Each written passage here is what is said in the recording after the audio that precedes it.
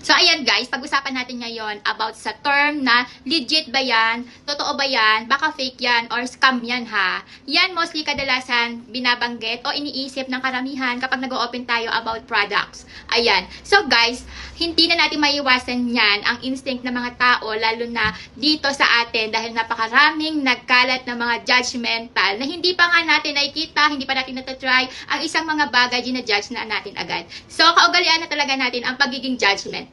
Pero hindi naman natin sila masisisi, di ba? Kasi nagkalat na talaga ang mga scammer dito sa buong mundo. Kahit saan ka man, narayan ang mga scammer. So, bakit nga ba? Paano nga ba natin malalaman na legit ang ating product? First, syempre, i-check nyo doon sa mga comment section, sa mga feedback, kung maganda ba yan ang product na yan. At syempre, check natin kung FDA approved ba yan. Ayan, yan talaga ang pinaka-importante, kung FDA approved ang isang product na ginagamit natin.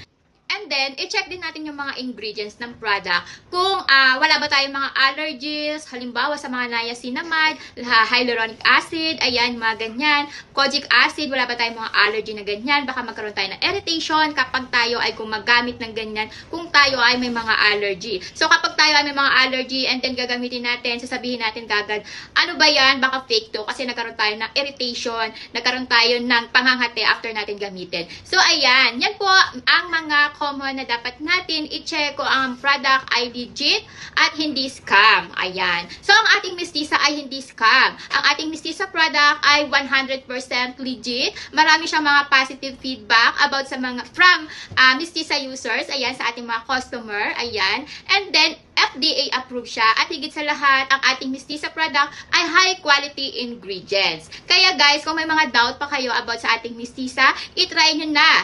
Itry nyo na para malaman nyo na legit yung ating mistisa products.